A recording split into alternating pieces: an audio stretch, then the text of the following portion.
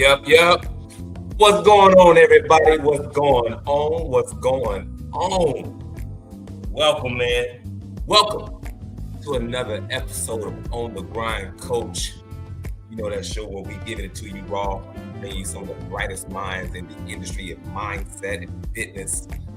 Just doing our thing over here, man. I'm so very, very excited to be here, to be alive, to be able to share with you everything that we're sharing each and every week.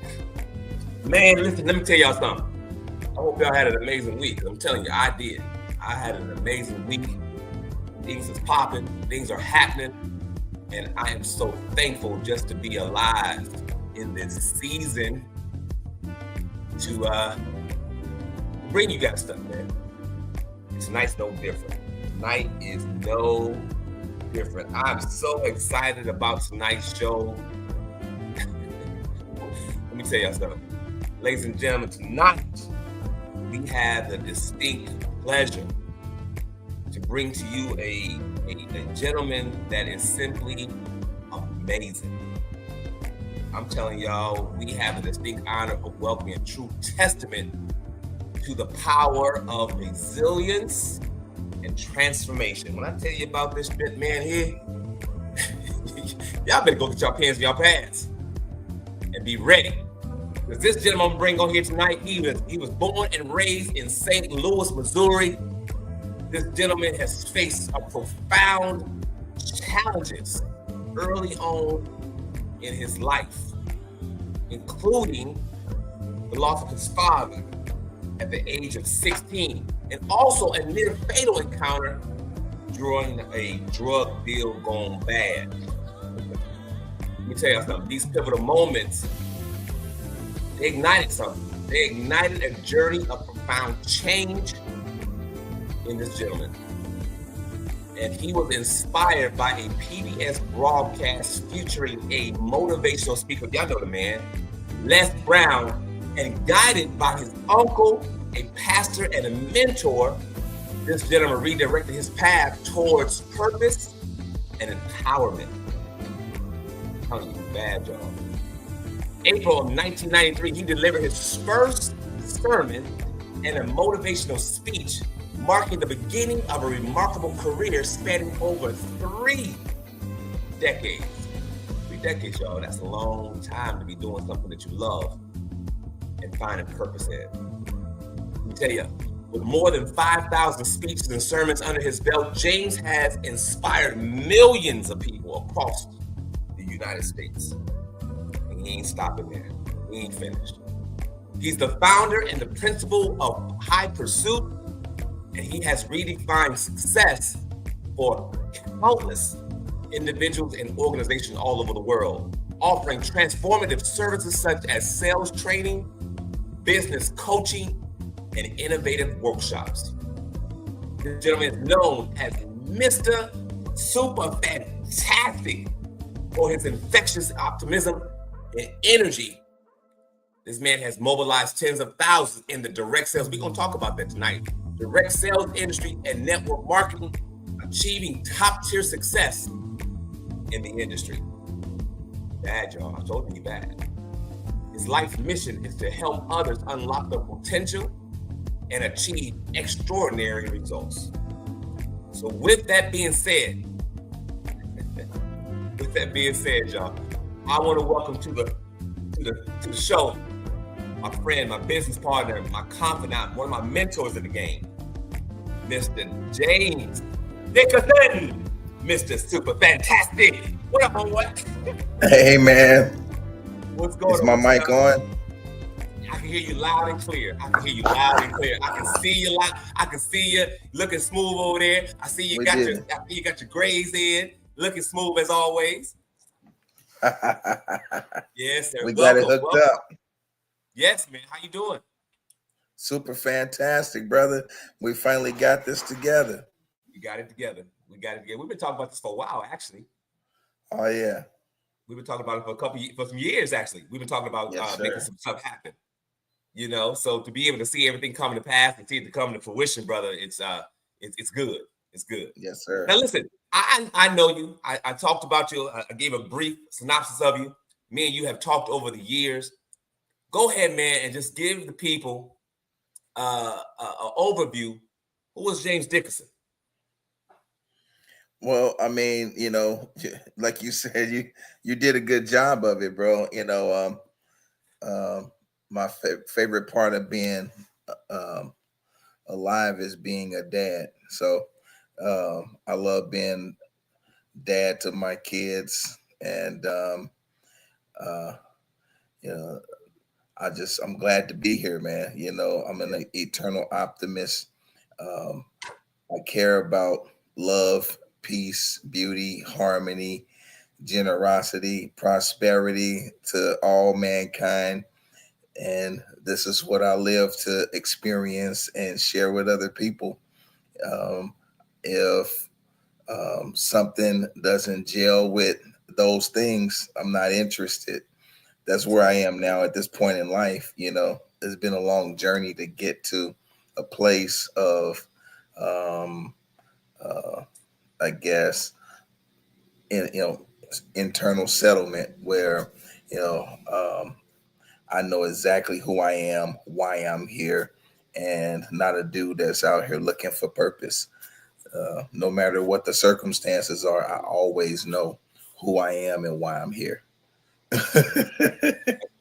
That's good. That's good. Yeah, bro. Take take us back a little bit, man. Take us back. How did this before the journey? Give us a snapshot of you growing up. Give us a snapshot of when you found your purpose. Give us that glimpse. Good. I love it, man. I don't really talk about this stuff that much anymore, so I feel excited to do that. Thanks for asking me that question. You know, I grew up in St. Louis, and interesting facts about how I grew up. Let me give you the setting. Please. Like my mom was 21 and my dad was 55 when I was born. So I had a really old dad and a really young mama. Wow. Yeah, Okay. yeah. My mama basically had just entered into adulthood. My dad was older than I am right now. I'm 53.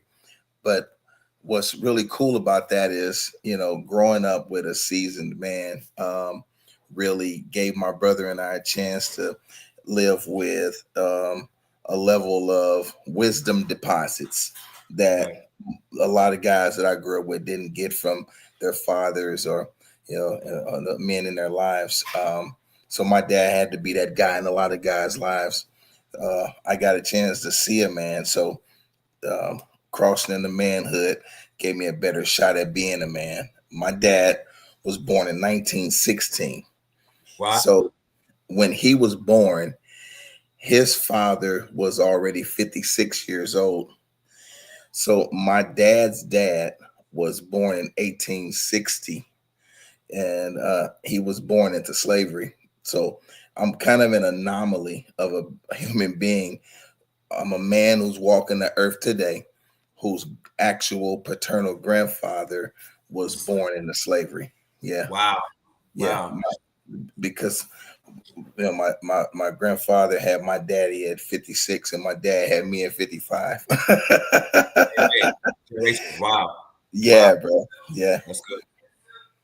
But now so you grew up with your fathers in the household? Is that Yeah, when I was born, my parents wasn't married.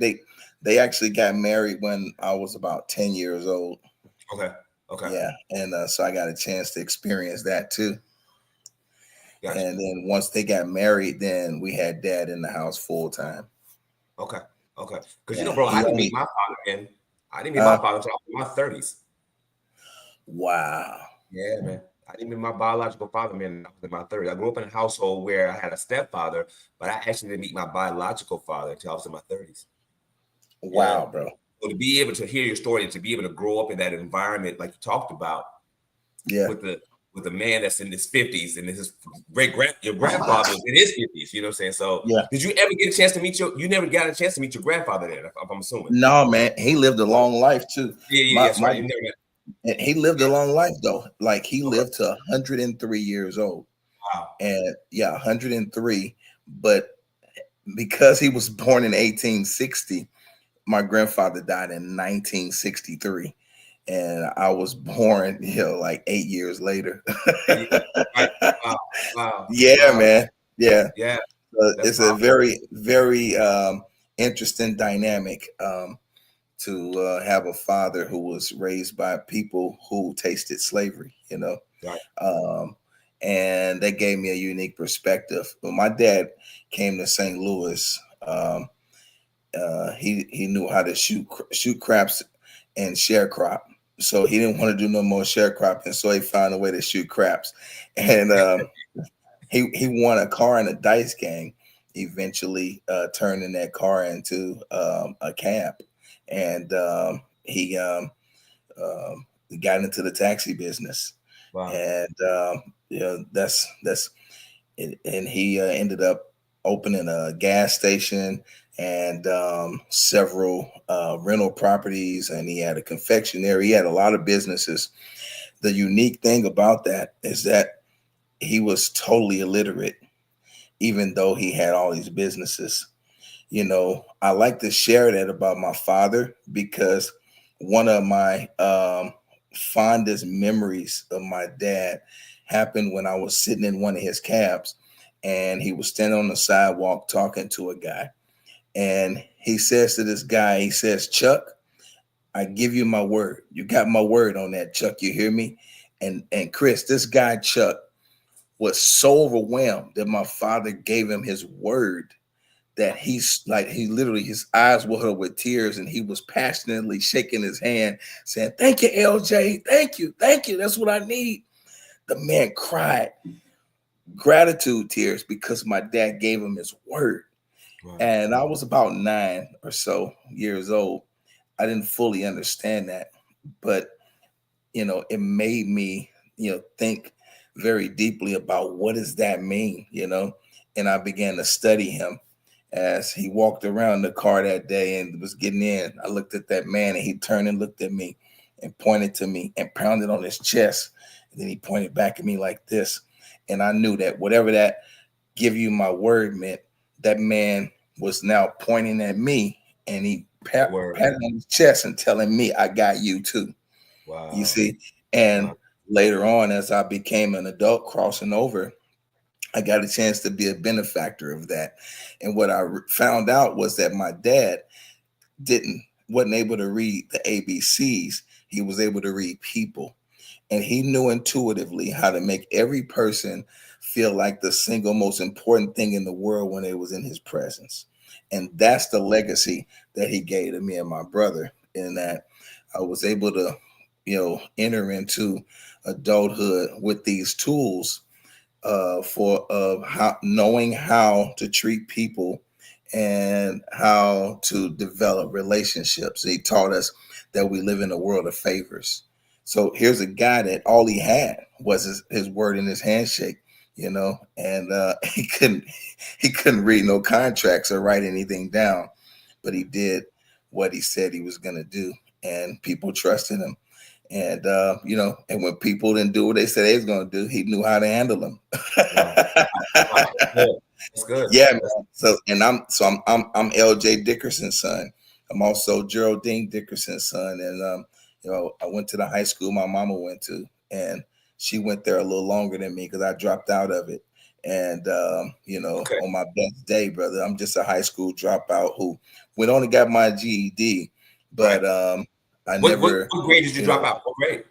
What grade was that?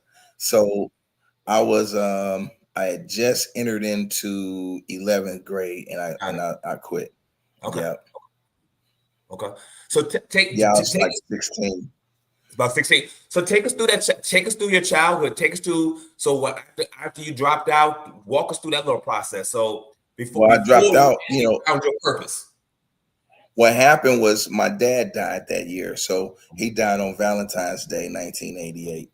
So after my father passed away, then, um, I just kind of like went into full rebellion, and I dropped out of high school, and went out into the streets, and I was always working a job. Started working my first job when I was 11 years old, Mhm. shining shoes. But Then I started selling shoes at a shoe store, and then I got my hands on some drugs and started learning how to make money to on the corner too. So um, by the time my dad passed away, man, I felt like I was missing money. So I left school. I'll never forget the day. I literally had the thought occur to me, like, I can go make some money, man. I'm done with this stuff.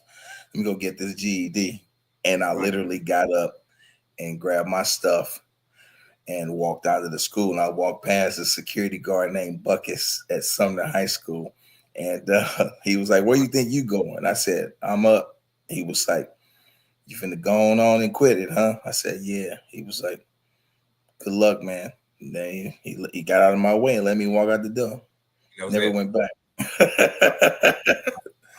Yeah. 16 years old. Did your mom sanction that idea? Did she know what was going to happen, or was it a So surprise to her when you did it?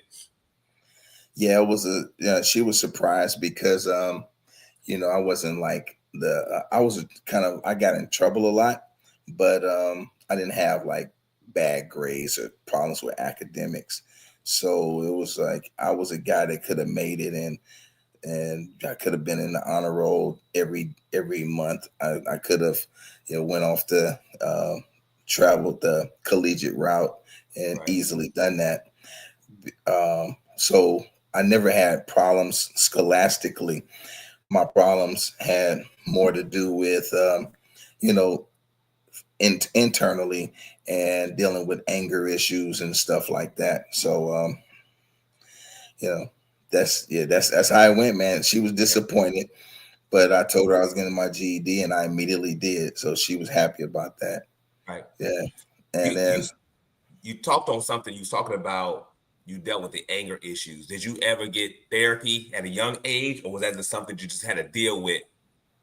no, I didn't get therapy at a young age. What I did was I got mentoring. Got it. So my therapy kind of came de facto through mentoring, Got it. and I learned a lot of um, personal development. You know, um, Managing my own mental health and stuff like that, and um, through also through spiritual through a spiritual path. So as I crossed into adulthood, I ended up, like when I was a teenager, drugs ended up getting me shot up. And, by the time I was crossing into my adult years, like 21 years old, I was already done with the street life and ready to see what God wanted me to do. So that's Right. what Right. happened, man. So in Right. 1993, I was 21. Early in the year of 93 was I had months before that accepted that God was calling me to do something. I was having these visions, and I never forget, I called my grandmother, Lena Hayes. Mother Lena Hayes, may she rest in peace. I called her, and it was like 11 something night, and I said, Granny, and all I said was Granny. She answered the phone. She said, the Lord dealing with you, ain't he? Oh, right. Right. Right. Oh man. Oh Yeah. bro. Yeah. Bone chilling. Instantly Yeah. I start crying. I said, yes, ma'am. Right. So Right. she said, what you gonna do? And I said, I don't know. She said, well, in the morning we're gonna call Minister Kason. That's my uncle. Um, Married my aunt Darlene, my granny's youngest daughter, when I was a kid. And so he's been in my life the whole time. And uh, so in fact, like once my pops passed away, God saw fit to connect me in with, you know, Pastor Kason. Also, Anthony Shahid is a local hero here in St. Louis who became one of my mentors, and a man I met when I went to get my GED, Mr. Jamal Seward, who was one of the founders of this organization called Better Family Life. These guys, along with some other men, they really like embraced me, and they was and helped to tutor me along. Bishop Kason, when we called him, he said, if he said, in order for you to do this, you're gonna have to, come out from among your familiar surroundings and get away from them guys that you grew up with and all of that. And he was right. He said, and I didn't know how to do that, to be honest. All I knew Mhm. was like circling back, and I keep ending up back out there. People owe me money, and I could shaking the mentality. But he said, if you got to come stay here, then you do that. Well, the next day I was at his house. And my aunt was like, "What did you tell him?" He said, "I told him that he could come if he had to. I ain't tell him to come today. But you knew that you had to. I had to, man." And they let me in. Right. They gave me a room, a bed, shall I say, in the room with my younger cousin Demetrius. He's 8 years younger than me. Um, I love him dearly. Today they say we're twins because he's kind of grayed out too. but and but we we bunked in that room, and he watched me go through my development Mhm. from street life, from um, my gang mentality that I had, developed from being out there in the streets. It not like it came from my family. I come from an amazing family, but when you get into the street environment, you kind of adopt the world that you in, and you have to adapt so you can overcome out there. And I had to now undo all of that. And he watched me go through the process. My uncle, my pastor, he took me in his office the first day I was there. He had a den in the house, and he said, "You can read all of these books, read as much as you want." He had a whole library, a whole wall full of books. And then he said, "I'm gonna teach you how to pray and fast, and live a sacred life, and and get you prepared for the work that you say God called you to do." And bro, that became a springboard into adulthood Mm, and a life of service that I never could have become any of the things that I got a chance to do in life without it. mhm, I know that it was a very uncommon thing for me to get to live the way that I was able to live with them for about a year, and during the process of that time, I read every book in his library, every one of them, every book on the wall. I couldn't get enough. I became a voracious learner, and I'm still a voracious learner to this day. I mhm, went and I went and found out about what was the required reading for the things that I would um, have to if I wanted to take certain classes in college. So I went to the colleges and I would buy the books from the college bookstores, and that became a habit that I kept all through the '90s. And I read all the required reading for course studies for sociology, psychology, theology, anthropology, so many other things that I just like I just couldn't stop, And there's so had many of that those, hunger. It so was a hunger, basically. hungry, man, Hunger. and Yeah. and I became a and at the same time, I felt a need to get back out in the streets and, kind of like right my wrongs in a way, Yeah. and give back to the community that I took from, while I was doing the drug stuff. And I got involved with different organizations and was doing drug marches and leading people down a new path. And it's just a lot of work, man. Mhm. But interestingly enough, and once I got to the point where I was about to leave my aunt and uncle house and go off on my own, I had gotten a job working for the state of Missouri Department of Mental Health, and in the MRDD division, it was called Mental Retardation Developmental Disabilities at the time. We don't think they use the terminology anymore, but anyway, I worked with 8 individuals who were developmentally delayed, profoundly, most of them. And one of the guys named, I always just call him Don, because I don't like to put I their got you. name. They taught us to protect them. It's been 30 years. I still just give them the name. I got it. Yeah. So Don, when I was sitting there, I had to feed him one day, because that was part of what I had to do with him every day. And I worked the first shift, so had to feed him his breakfast and his lunch. So anyway, I was feeding him one time, and I saw something in his eye. It looked like desire to me. So I said, Don, do you want me to, you want to do this? Do you want to take the spoon and put the food in your own mouth? You want to feed yourself? He said, ugh. So to me, that meant, yes, James, help me. Help me, right. I started working with him, and about 7 months, it was the worst idea that I could have had because he got all my clothes messed up for 7 months. But at the end of 7 months, right around 7 months, he grabbed the spoon that was special made with a big handle on it, and he got a little bit of food in his mouth, bro.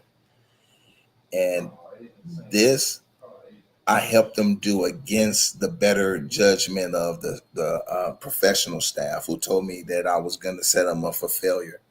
I kept working with him anyway. He got a little food in his mouth. He got so excited that he just threw food everywhere. And I got up and we just celebrated. And that was the first day that I cried happy tears. Right. I was 21 years old. I cried happy tears for Don because I got a chance to help a 40-year-old man who was functioning like a baby to learn a new life skill. Later on that night, I went home and wrote in my journal, I now believe all human beings have the capacity for positive change and growth, no matter what, no matter who. Later on, that turned into a mission statement, which is to explore, realize, and promote duplicable strategies for extraordinary human achievement, and to teach, inspire, and empower others to maximize their life's potential. Everything I did with my life from that point on, if it didn't align with that mission and give me the ability to prove my core philosophy about human capacity right, then I didn't do it. And so I couldn't keep a job. I wasn't interested in no jobs unless it had to do with something that aligned with my core philosophy and my mission. And that, of course, that led me down the path that I've been on all my life, a path of ministry, a path of community service. And then ultimately, once I got into entrepreneurship, that led me down the path of coaching and training and helping to develop other people and getting paid to do it. That's good. So, yeah. So do you feel that moment with Don was the pivotal moment in your life that just put you on a totally different trajectory of where you were going? Oh, yeah, absolutely. It was a pivotal moment. We had these times, man, where you get the chance to make a choice, right? Yeah. That chance happened in a subtle moment of me noticing that he desired to feed himself. I connected with him on a soul level. That's what I know now. I connected with him on a soul level and not on an intellectual level or any of that. I connected with this man on a soul level, and I was able to energetically discern that this man wants to do this for himself. And I set out on the journey, and little by little, step by step, it didn't happen in a day, but I learned how to assist another person with their personal transformation. And that I could never recover from the bug that bit me that day. I could never that during that 7 months, but that particular day, it's like, before that, I was trying to I knew that I was like supposed to do something with speaking. I know I was supposed to help people, but it took more shape in that moment. Everything took shape, bro. Everything. It just set me on like you said, on a new trajectory and launched me into the life that I've been living for 32 years since then. What year was that? That was that moment in time. What year was that for you? That was 1993. 93. So that's the same year that you actually delivered your first sermon, right? Yep, I delivered my first sermon on April 25th, 1993, Okay. and they gave me an offering that day. I didn't expect it. I was like, wow, there's $111. Okay, small little Yeah. Baptist church somewhere. Well, it was a non-denominational church that Oh, was wow. led by my pastor, my uncle, Okay. who grew up Baptist. We all Mhm. grew up Baptist actually, and he had just left his Baptist pastorate because he was pastoring a Baptist church months before that. And Mhm. this church that I spoke in, it had just begun. It was called Praise Tabernacle Mhm. Christian Church, and Mhm. it was a new church at the time. So I remember my granny was sitting there and my mama was sitting there. And so this is like, 4 years after my mom is, had to stand over me and see me laying there in a hospital bed with my body riddled with bullets. And now she's seeing me stand up at this platform and talk to God's people about the goodness of the Lord. My first message was called Looking for the Lost. And looking for the lost from Luke chapter 15 about the lost sheep. And my mom stood up and she uttered these words for the first time. She said, "I'm proud of you." Yeah. Mhm. And my granny, she couldn't stand at the time because she was no longer like able to really get up on her own too well. But she sat in her chair and she looked at me and she said, "My soul is happy." That's She good. said, "I knew when you was a little bitty boy that you was gonna do this." Ain't Mhm. that something, man? So do you think that those words, when you delivered that sermon and you did your thing, you got the offering, your mom spoke those words to you, your grandmother spoke those words to you, do you think that that emotion and that feeling that you felt motivated you to continue to keep doing this work for over 3 decades? It's a very good question, bro. That became to me, I think, like that became a nice stimulus. It did, Okay. knowing that I was making my family proud. Good. And Good. yeah, that became a nice stimulus, but it wasn't enough. it, Wasn't enough. it wasn't enough to sustain me through the ups and downs of it all. It has to be more motivation, more to the motivation than that, because when you talking about dealing with people and um, who are hopeless, and dealing with people who strung out on drugs, or people who are hopeless gamblers, or people who are just out here, relationship hopping and trying to find fulfillment, and husbands and wives who can't get along, and people who want to kill themselves, and all of the different things that you run into when you accept this calling upon your life. The um the stimulus that comes from knowing that I was making my mom and my granny proud, that's kindergarten level motivation. Okay. I don't think there's a pastor who's been doing their work, or a community servant at large, at all, who's been doing their work for a long period of time, who is motivated by something like that. It has to be way deeper, bro. The Mhm. rewards got to be, you got to work for time and eternity. That's You good. got to know that it's not just about the here and now. It's about something way bigger than right now, and some way beyond what I can see, touch, taste, smell, and hear. It's got Mhm. to be an eternal aspect to it. Were there times along the way, like you talked about, when things don't work out exactly how you planned them? You're not seeing people's lives change like you expect, or people go back to doing whatever they were doing, where that self doubt kicks in? Were there times along the way that that self doubt kicked in where you was like, I'm not doing this no more? And if Oh, bro, so, talk about that. I was a young dude. I was a Yeah. young dude. Yeah, Right. man. Right. Right. Right. Yeah, I was a young dude, and so I still had to deal with my ego, number Yeah. one. Hmm.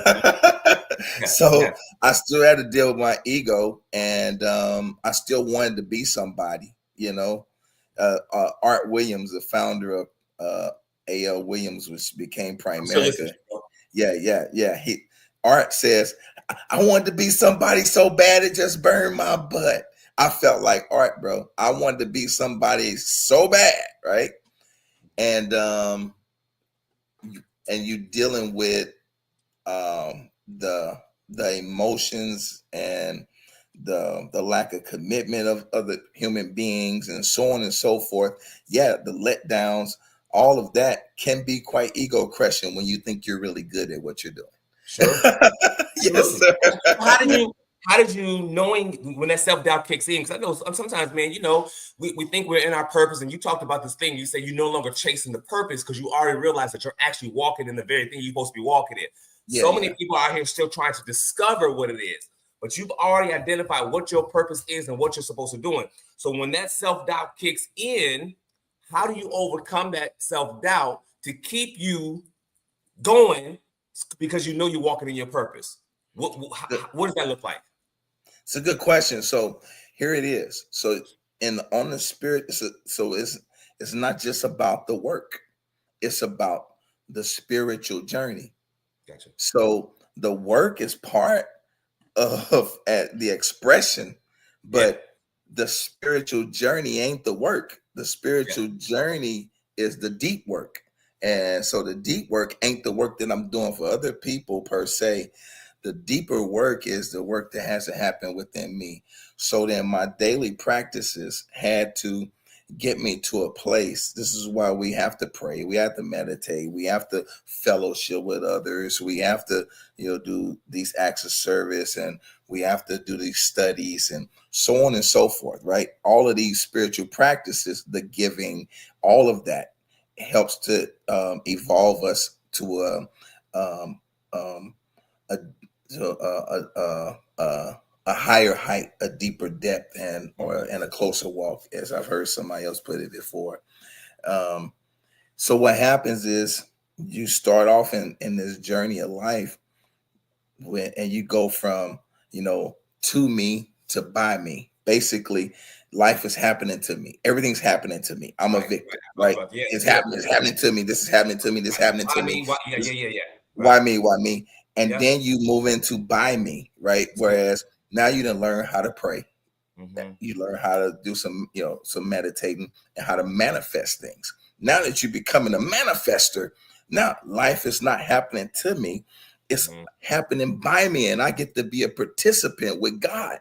And so I get to like make a difference in the flow of my life. I literally can pray and things happen when I pray. Oh snap, right? That's good. So That's when right. it goes from to me to by me, and then the next thing that happens is a hit upside the head, because Right. right Right. when you get used to the by me, here comes through me. Mm-hmm. And that requires surrender, bro. There you have it. Is you ask me, how do you get through that Yeah. process of the ego being crushed as you're trying to make things happen in other lives and during the work of ministry, the work of community service, or whatever you're doing. And you get through that by surrendering. By surrendering. It's the surrender part, bro. I just got good at by me. Let me master this. Right. Let me But master. now Let me stay here for a little while. I'm operating now. Let me do this for a little while longer. let me Okay. do Good. this for a little while longer. But the Most High says, nah, there's some things you're just gonna have to let go and trust me through. Ooh. Boom. Oh man.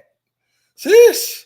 Now you got to go through. Now you got to go through this process, right? The Right. surrender, and yeah, that's every. I think every time you go to another level, you go through this, what a lot of spiritual people call the dark night of the soul. So the foundation now is shaking again. right? So, now I just got good at this, Right. and now I'm in deeper water. Oh, wait a minute, this is a little bit more difficult. And then the water now is up to my neck. Oh, wait, I got to walk on my tiptoes. And Right. now the water's over my head. And Mhm. now I learn how to tread. Okay, I could tread. But when I get tired, what What do do you I do? do? What do you do? I got to let the rescuer hold me up, bro. Right. And I got to be still and let God carry me. And that is not easy. That's Right. not easy at all. It's not easy because you learn how to be a man. So you learn how to take care of a kid. You learn how to take care of a woman. You learn how to take care of more kids. You learn how to take care of a household. Something happened to your mama. You learn how to take care of your mama. Right. Something's going on in your community. You learn how to rise up and be a leader in the community.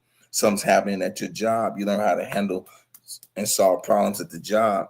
But then you get into a place where it's deeper than all of that, and you got to let go and surrender, Wow. What? because all of the things, the tools that you learn how to use, you can get to a set of circumstances can occur to make all those tools useless. And you like, man, none of the tools are working. You got to Wow. surrender. You talk about surrendering. You talk about the to me, to the by me, now to the through me. And the Um, next thing is ask me. wow. Yeah. At some Wow. point, your gifts and talents merge with your character. So, like, there's pastors that could tell you that they started out, they used to have to work really hard to get ready to preach. And now you can call them at 2 a.m. and they'll be ready to preach by 3 a.m.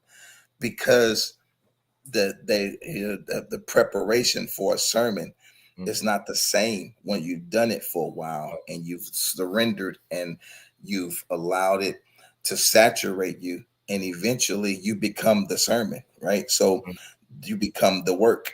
You become, as the scripture says, you become living epistles, right? So um, at some point, your gifts and talents and your character merge and your personality, and you become one. Right. There's a book by Naeem Akbar called The Community of One, the Community of Self. And it's one of the most powerful books I ever read. But it talks about the different facets of a personality and how eventually you merge and you become one within, because you learn how to become one with God. Before, real quick, before we go too far, I want to go back real quick if I can, man. You broke down four things. Repeat those four things for me because I'm gonna put those in the chat. I don't want people to miss that. The phases, the stages that you go have to go through. Oh Uh, yeah, yeah, oh okay. yeah. To So, me, okay. So the first one is to me. yeah, Uh-huh. This and is the then second by me, by me, and then through me, through me, then as me. and as me.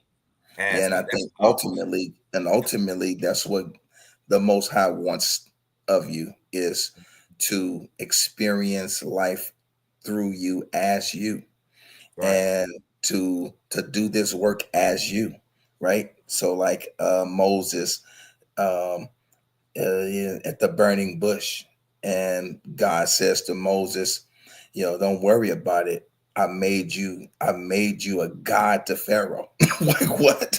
Right. Right. Mhm. Right. You Right. see what Right. I'm saying, bro? So, but he went through a process to become this guy. So to go in and command and to make things happen. So yes, you can get to a place where your commands are greater, Right. and your words become more powerful, and you can move and shake and make things happen. And when you're young, you want that to happen right now. Right. But you Right. got to go through it. You got to go through a process, bro. And Mhm. I'm trying not to get emotional when I say I have lived everything that I ever preached, everything I ever taught, everything I ever spoke, as a motivator, as a teacher, as an inspirator. I have lived everything I ever said. I lived through all of it, bro. Mhm. All of it. If I said God could be your doctor, I had to live that. I had a stroke and I had to live through it. I said God could be your lawyer. I've been locked up. I said, God could be your friend. I had to live through that. And God became my friend. You're breaking up a little bit. I don't know why I don't know why it's breaking up. It's breaking up a little bit. I mean, that's good stuff, man. We're gonna put that in the chat. I could go on and on. Yeah. I love it, man. I love it. I love it. How do you know the difference, man? How do you know the difference within the seasons and the phases that you're in? Like, now that we broke those 4 things down, how do you recognize what phase I'm in? Because Job, and I say that like this, Job went through a lot of different things all in one day. And I remember when I was reading that story of Job, and it talked about how he lost this, and then his kids, and then his wife was tripping, and his cattle, and his money, and everything was just tripping all in one day. And I call that you might be in your Job moment. Like, you know what I'm saying? You might just be in your Job moment when hell is breaking loose in your house and things are just happening in your life. Brother, you might be in your have you considered? Because the Bible talks about how when the devil was going to and fro the earth, seeking who he may devour, and he went to God, and God was like, "Man, what you doing?" He said, "Man, I'm just seeing who I can mess with." And then Yes, God was like, "Well, have you considered my boy Job?" You know what I'm saying? So you might be going through some stuff, and we call it your have you considered moment. You know what I'm saying? How do you recognize the phases, man, in the different things in life that you're going through? How did you recognize, okay, I must be in my to me moment. I must be in my by me moment. I must be in my through me moment. Okay, I must be in my as me moment. Well, so I didn't recognize I'm not that dope, so I didn't know it at the time. Now looking back, now that you've been through those phases, look back, so I'm even able to even describe it in those words because of the things that I've studied, right? So great teachers and everything can help me articulate things a certain way. And then wisdom. So you enter into greater and deeper, wisdom as you continue on.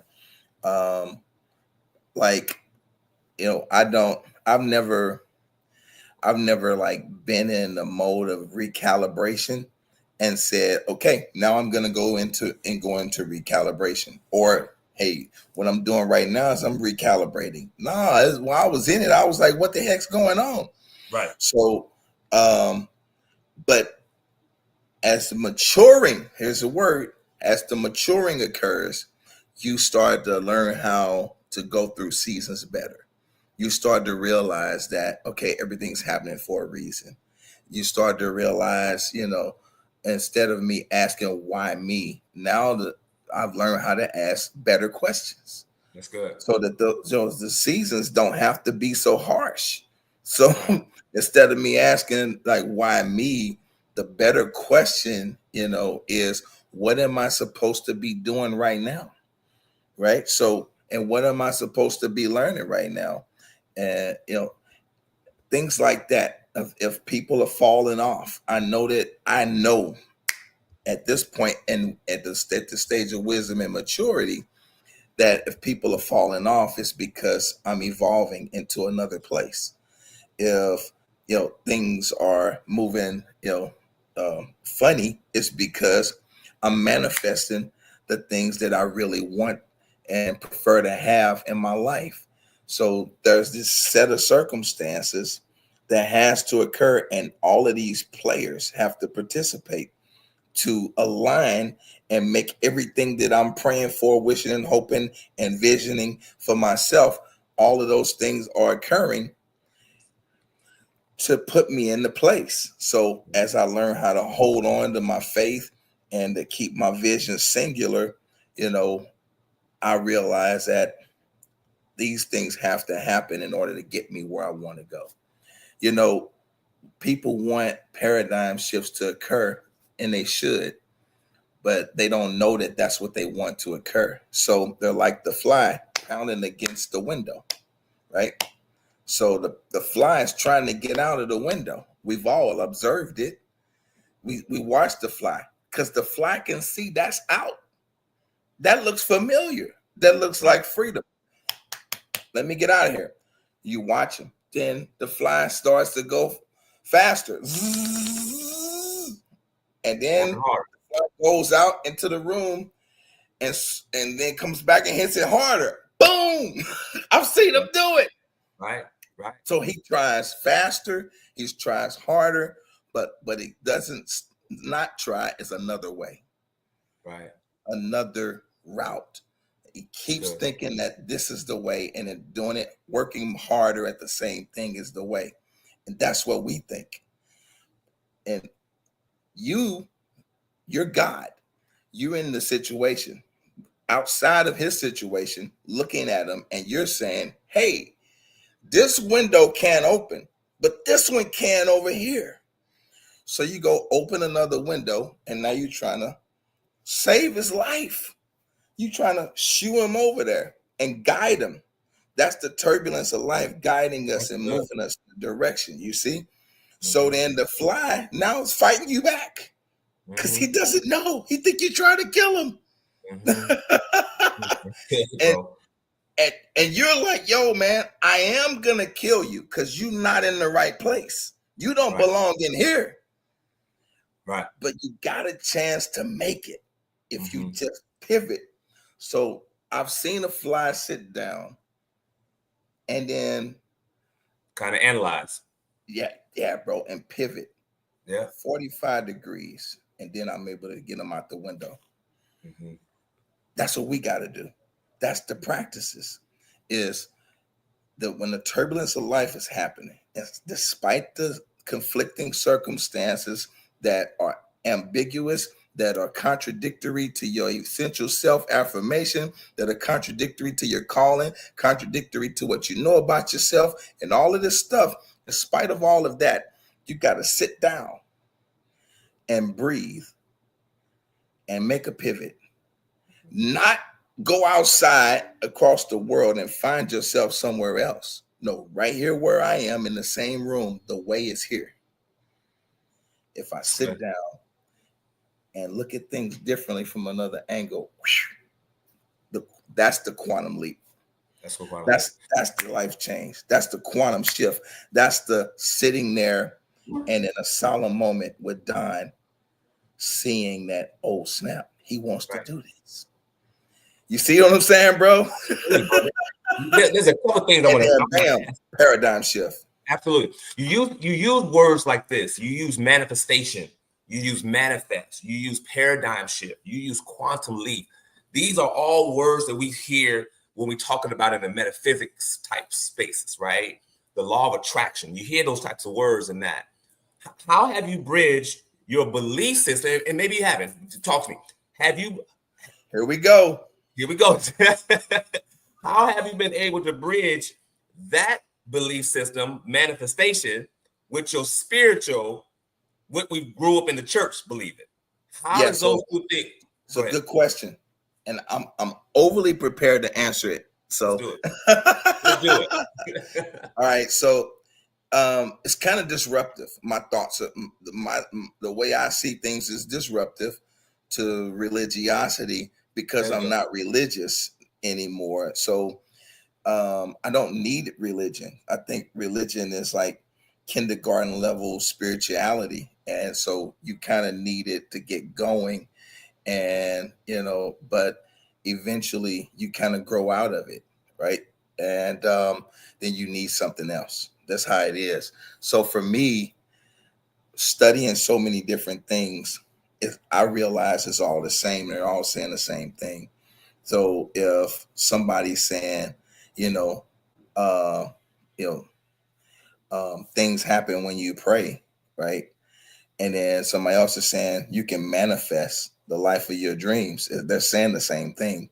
You know what I'm saying, bro? Because the happening when you pray they're literally saying when you pray, you can manifest, right? So it's the same thing. And so I use the terminologies interchangeably because I don't have a belief system. I don't accept belief systems anymore because belief systems are based on the doctrines of men. And doctrine comes from, multiple Greek words, didache, didaskalia, and other Greek words, which means to teach, right? Or teachings.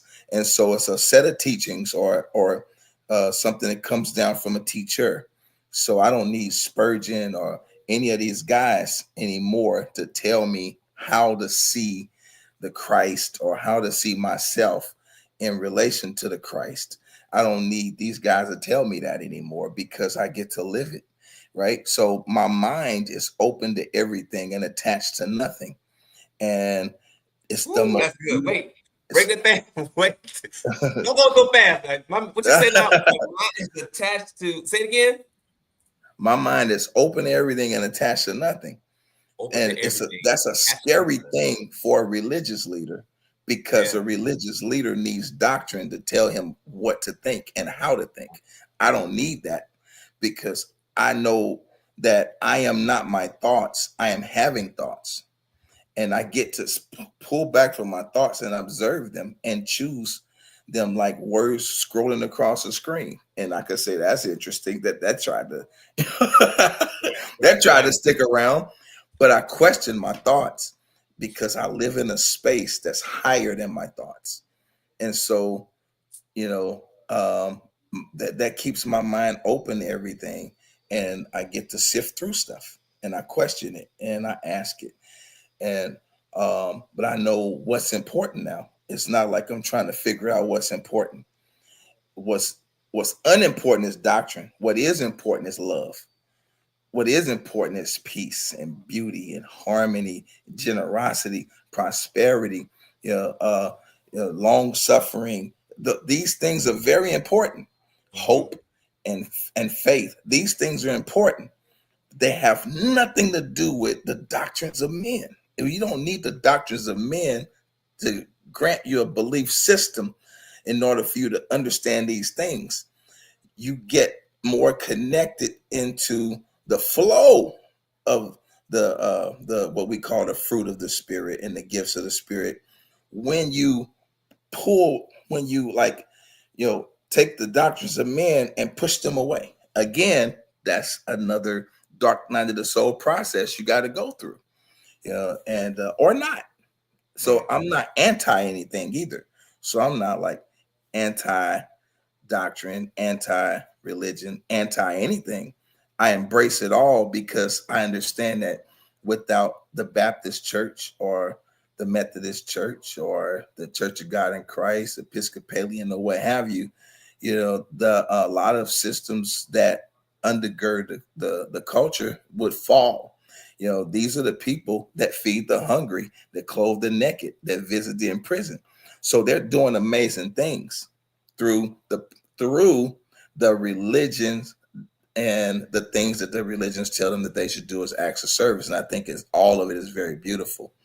It's just on a personal spiritual journey level. I don't need the religiosity in order to be at this place Gotcha. because the religiosity separates me from other people. Mhm. So Mhm. I don't like When, the when did you separation. So I when let did them you go. come into that belief system? When did what was that pivotal moment, or what happened in your life at that moment that actually got you to go that direction, Yeah. as opposed to what you had grew up to believe and was taught religiosity? Ooh, boy, you asked some big questions, Doc. Man, You asking some big questions. man, listen, I'm gonna give it to you straight, bro. talk to me.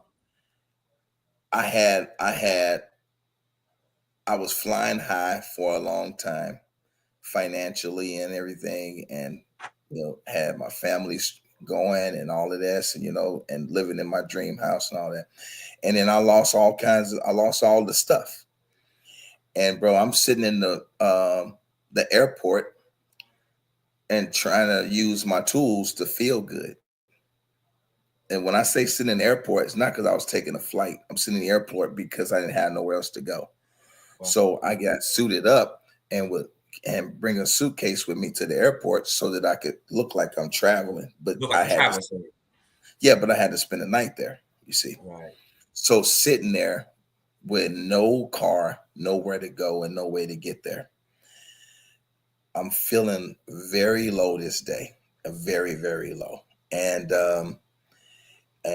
I was trying to use my tools, man, my prayer, my affirmations, all my stuff. Nothing was working, bro. And then out of nowhere, I see this red car that it was this red Mercury Sable. And I recognized it was a car I used to have. And inside the car is all of my kids. And they're all like 4 or 5 years old, of the fun age, right? So they all of this age, even though my kids are way different in ages, stair steps, but they're all in the car the same age. And the kids, the door opens, and my kids say, "Come on, Daddy, come on, let's go have fun." I had an overwhelming feeling of amazing, just a real joyous feeling. And I got up and started walking to the car. And right as I was getting ready to get in the car with the kids, I could hear something. I said, "What's that?" And the kids say, "Forget him. Just come on, hurry up before it's too late." And then I hear it again. And I hear the voice saying, "If you see any suspicious bags," and I realized I'm in the airport and I'm in this car. I'm inside, not outside the airport. I'm inside. I'm standing in front of this chair. And suddenly in that moment, I knew that I had found the dividing line between sanity and insanity. Mhm. And that because my tools wasn't working for me, my subconscious mind delivered me an escape route from the pain of all of the depressing things that was occurring in my life at the time. And that escape route was to get in the car with them kids and to be happy. And if I would have got in the car and shut that door with them kids, bro, the next time you saw me, I would have been walking down the street talking to my kids in the car in my head. And you never would have known that I was, Ooh. you never would have So known. so if you so I, so the so I the came to the point where I understood people who are mentally, so called mentally ill. A lot of them are in a happier place in their head because they couldn't deal with what life was delivering to them in their surroundings. So they escaped. That's why when people who do stuff like worship the subconscious mind, I don't do that because I know the subconscious mind will just deliver me something. So I live above that. it was designed that way, right? Oh, bro, Right. it delivered me an escape route. Wow. And hey, here's your way. You can live here and just stay in your head. And you So don't if have you to would have feel gotten in that car, it would have took you to a whole nother dimension mentally wise. mentally. Stayed there. You would have stayed in that I'd space. have been stuck. You've been stuck in that zone. Wow. Yeah, brother. I found the dividing line between sanity and insanity, brother. Wow. And I consciously chose sanity and I closed Wow. the door on my kids in that Wow. car and it went away. Shh. The next couple hours later, it was morning, and I left that airport and I went downtown and I see this guy sitting on the sidewalk. He's asking me for money. And I'm this dude, bro, that when I walk past like homeless people, I want to have some money for them. I'd be apologizing when I don't have no dollars. Right.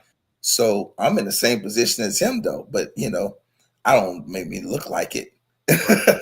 Right. So then I look at him and I say, "Man, I'm so sorry, bro. If I get something and you still here, I'll come back and we could both eat." Gotcha. As I was walking away, I hear him talk to himself and say, "I told you he wasn't gonna do it." Wow.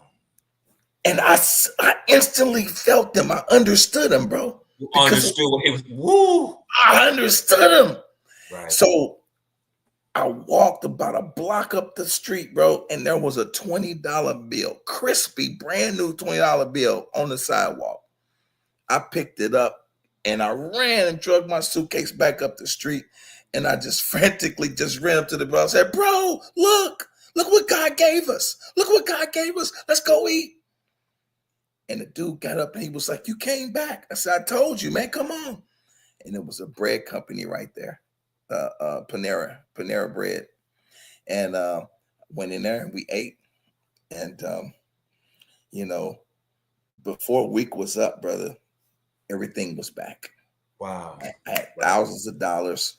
and just think everything was back rolling because I completed this process. Everything had to crumble and go away so that I can come to the dividing line between sanity and insanity and understand the fragility of the human mind. Right. You understand? And enter into a new place of empathy for humanity. Now that, bro, that left no space for religiosity. And a lot of my beliefs had to disappear. Yeah. Yeah. You understand what I'm saying, I bro? I absolutely understand that, brother. That ain't the only thing. Right. A lot of other stuff began to occur that I had no religious reference to help me with. And I had to enter into a higher dimension of of understanding, of understanding in order to get it. And so I realized that I can get wisdom without the doctrine because the doctrine tells me what to think. I don't need to nobody to tell me what to think because a religious mind by nature is not a free thinker. It's powerful. It's Is that powerful. powerful, bro? It's almost like we talk about it. We hear people say that. So I want relationship, not religion. But Bingo. But how many that's of why actually, pastors die by suicide. yeah. But how many of actually are walking in that where I'm actually having the relationship with Christ or God, universe, whatever, as opposed to the religion of it. Yeah. And I think that's a whole nother dimension. Man, I want to, 2022 was a rough year for me, where I think that I was probably at that same crossroads where, the sanity versus the insanity piece. It was just rough, and you begin to try to recall all these things that you've learned. And I remember sitting at that beach, man, and only thing I could do is cry out, like, God, like, if you real, like, not no St. Paul, not no church, but God, if you real, I'm gonna need you to show up, and I need you to bring back to my remembrance things that I could. If you want me to go to the Word, bring it back to my memory, because at this point I'm so far gone as far as mental space that I don't have nothing else. So if Yeah. you're real, I need you to show up in this moment and show out for me. And instantly stuff started happening, man, where he would bring me back to the word to recall certain scriptures that I could recall over and over and over and over again. You know what I'm saying? So it's a powerful thing. I understand exactly what you have. Man, you went through some stuff, brother, some adversity in your life, Yeah. and you're still standing. You're still standing. I've been through a lot of things, man. Yeah. Talk about that. Just over the last 4 years, like my best friend Rob Williams, he passes away Say it suddenly. again. My best friend name was Rob Williams. Okay. He was sitting there watching a basketball game on his couch, and he just died. Just boom. And 30 years of friendship. We were celebrating 30 years of friendship that year. Rob passed away. A few months later, my mom. We in COVID now. I ain't seen my mom for a couple months. I got a chance to see her. Then 45 minutes after I saw her, I get a call, said my mama's gone. My mama goes. Then after that, then my daughter. And right before my daughter, a young lady named Reese that was one of my mentees, and I was dear friends with her parents, um, Naylene and Willie. Their daughter and her baby was killed by the baby daddy, and I had to do that eulogy. And then months later, my daughter dies by suicide after having been bullied and cyberbullied, and she was 14 years old. I have to do my daughter's eulogy. Some months later, then I have to do another one for a girl who was killed by her ex-girlfriend who wouldn't let her go. Then my cousin passed away. Then I lose another cousin. And so over 4 years, bro, I mean, a lot of grieving. And of course, the deepest, darkest is losing my mama, my daughter, and my best friend. My cousins Punch and Aaron, that was very hard hits too. But You know, you get one mama, and then it don't matter if you got 10 kids, bro. Losing one of them kids is unfathomable for anybody, and I became everybody's worst nightmare. And you know what I discovered, Chris, is that no matter how much pain life distributes to me, there's still a place in me that's not hurt. That's what I found. And I discovered it at 4 a.m. every morning. And I wake up at 4 a.m. and I run to that place, bro. Run to that place and I try to dwell there as long as I can. And I dwell in this, I call it the God place, but it's there where I get to commune, you know, on another level, man. And I'm focused on building me up internally. And by the time I enter out into the world, you know, I'm a ball of light and love and beauty and peace and harmony and generosity and prosperity and all this stuff. And I just go and explode and share it with other people. I wear bright colors most days, and I put on bright colors because it makes people smile, and their smile reflects back to me and make me smile. So I learned how to keep myself uplifted and happy, and by keeping other people uplifted and happy. You know, there's so many lessons I learned in the process of all of this, and things that occurred that you know, I'm just at a place, man, where I know what matters. I know what's real and what's not real, you know, and the only thing that matters is love, man. That's it. Nothing bigger than that. That's good, man. That's powerful. Well, man, listen. Well, I know we said we was gonna talk about something else. Conversation went where it went. I loved it though. I loved it, man. It was pure. It was authentic. It was real. I think it was definitely what was needed in this time. Man, I would love for us to be able to reconnect again, do another show, a follow-up show. Yeah. We listen. We an hour and 12 minutes in, brother. But I feel like we could probably talk another 24. We could. You know, we literally could. So you know, we're gonna do it again. We gonna do it again. Right. Okay. I appreciate you, man. I appreciate everything that you've done. I appreciate the brotherhood that you have in my life, the mentorship that you had in my life, the times of my darkness, you was there, and I appreciate you with all my heart, brother. You and I think you know that. Likewise, bro. As always, I'm gonna let you have I'm gonna let you say some words of wisdom, give the people some words of wisdom, some encouragement, and I'm gonna turn over the mic to you. It's all you right now. Well, all I can say is, first of all, thank you for having me, brother. And this has been very fulfilling for me to be on your platform. I'm really excited about you finally bringing On the Grind back, because this is not a new show. You started this show in the earlier days of the internet, and the people who just now catching on to this don't realize how much of an early adopter of video technology online you were when you had to have separate devices. You couldn't do it with a phone and all this other stuff. And it was way more difficult to do. And you was doing it then, and back in like 09 or stuff like that. So, I mean, you had to have a camera, you know what I'm saying?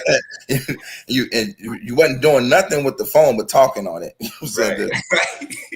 And you had to upload it into your computer and then upload it from the computer into all of that kind of stuff. Yeah. So, early days. Yeah, man. Yeah, just real quick before you go into, I remember when I think it was, what was you at West Palm Beach? When we met at in person, we met in Sarasota, Florida. Yes. Was it Surge? Was it Surge 360 or something like that? No, it was Live Smart 360. That's it. Yeah. That's it. We had just ran a successful campaign. 200,000 people joined our pre-launch. Just crazy. I'm gonna let you finish. I'm gonna let you finish having the floor, but we're gonna do another show where we're gonna talk about the industry. We're gonna talk about the industry of network marketing and all that kind of stuff. So I know we can go deep on that. So Yeah. we're gonna do another show about that. But go ahead. I'm sorry, I ain't gonna interrupt you anymore. So go ahead and get a word of wisdom. So I said all that to say that, to me, the fact of the On the Grind Coach show is a testament that if it doesn't matter how far along you are in the journey, how far away you are from having paused something or put something on the shelf, or having never even started it, it doesn't matter. The fact of this show and the fact of this conversation is, to me, such a motivation, and it's so inspirational to me to be here and to be conversing with you on a platform that I know is going to touch literally tens and tens of thousands of people, and ultimately millions of people over the course of the next 365. You will evolve and explode into 1 million subscribers. I know that's going to happen, bro. And as that 1 million subscribers manifest, I'm glad that I got a chance to be here and be a part of the foundation of it. And what I would say is to everyone, you get to choose. No matter if you're a believer of whatever you're a believer of, you get to choose. Your sacred writings tell you this, that you can have the desires of your heart, that you can weather all the storms, that there's nothing that's occurring in your life that's so devastating that you can't power through it. You can power through everything. Mm-hmm. And you can, at a time of your own choosing, say, you know what? I'm going to change everything beginning today. That's powerful to me, man. That's good. And you did that, Chris. You woke up and decided to change everything. One day you woke up and decided to change your body. You used to be a little skinnier dude, and now you walking around, you buffed out, bro. I'm looking at the transformation. Wow. And you're not just buffed out, you doing it for other people. I got to come to Jacksonville so you can help me get my body back in shape. I got you. Yeah, bro. So I can get on my physical grind. But so I'm just saying that it's easy to believe you because you're doing everything you say, and that's what I wanted to be my last words here, is really that edification, and not that you needed my validation, but out of every mouth let every truth be established. So out of 2 or 3 witnesses let every truth be established. Here it is. Bam. I'm just establishing that you are who you say you are, and I'm proud to be your friend, brother, and you got my support. Brother, you have no idea how much that means to me, and I appreciate you so very, very much, man. We go back a long time. A lot of conversations. Yeah, and to see where we are now, man, is just truly a testament to God's blessings on our life, man. And I'm thankful for it. I'm thankful for the friendship, and I'm thankful for every role that you play in my life. So, yes, sir.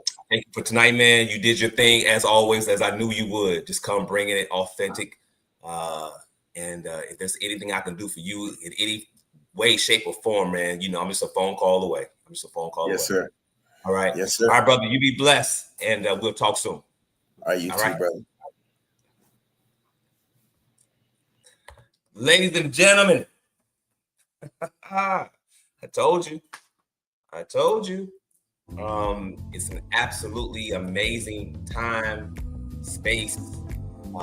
He has done some amazing things out here in this industry, and I'm so thankful for him and what he's done. And so, another show, man. Another show. We're gonna bring him back. We're gonna do another episode, another show. We're gonna just talk, man. Just have some real authentic conversation. He's doing some amazing stuff, so we could have probably talked all night long. But I want to be respectful for his time, and I want to be respectful of your time as well. But listen, we here every week on Thursday, 8 o'clock. I'm gonna bring you some of the most amazing people in the industry, talking about mindset and fitness. We might open up to other avenues. but I think the course that we have is going to give you something to help you on your journey of life. Because we're all out here on a journey. And something that I may say today may encourage you to go out there and live your life to the authentic self and to level up. All thing I want to do from this show is to help you level up and to truly be who you say you are, to help you along the way. Y'all, listen, we talked about, he said some of the things he said was paradigm shifts. And I wrote a book called Shift. It's called It's Time to Shift. That's it. Y'all see it right there. It's time to shift. Go out there and check it out. It's available on Amazon. You get that little QR code right there. It'll actually take you to the actual platform of Amazon. You can actually order the book. It's Time to Shift. It's my first book. I actually am working on another fitness book right now. It's actually complete. Doing some editing on it and some things like that. So that's going to be out soon. Also, if you want to, somebody had hit me up a couple weeks ago and they said, how can I cash app you? What's your platform? How can I cash app you? There it is right there. You want to cash app me, something's on your heart, you want to be a blessing to your boy, go ahead and hit the cash app $ on the grind coach. That's $ on the grind coach. You want to be a blessing to your boy and put something in the cash app. It'd be great. Also, I want you to go check me out on the other platforms. You can go check me out on my YouTube. Go to the YouTube channel. There it is right there. There's a little link right there for that YouTube channel. It's at On The Grind Coach on YouTube. www.youtube.com/at On The Grind Coach. Go out there and like it, subscribe, comment, share, do whatever you need to do. Help me with these algorithms. I have no idea how they work, but somebody told me that works. So go out there and help your boy out with his algorithms and get these messages that we have. They can go viral. So help your boy out. Get it out there. Also, you can go check me out on my Instagram platform at On The Grind Coach as well. You want to hit me up on Instagram and just be a blessing. I want to share the word. I want to share concepts, the ideals to help you out on your journey. So listen up. Every Thursday, y'all, we're going to be right back here. Every Thursday, 8 o'clock. Rain, sleep. I can't even say that. So, who knows? But we're gonna do our best to be here every single Thursday. And every single Thursday, either I'm going to bring a guest onto the platform, or I'm just going to share what I feel like God is telling me to share. All right. No matter what, we're going to be real. We're going to be authentic, and we're going to do our thing on this show. All right. Listen, I love you guys. Appreciate you for chiming in, for listening, and just being a part of the tribe. Yeah. All right. Listen, till next week. Don't talk about it. Be about it. Now, peace.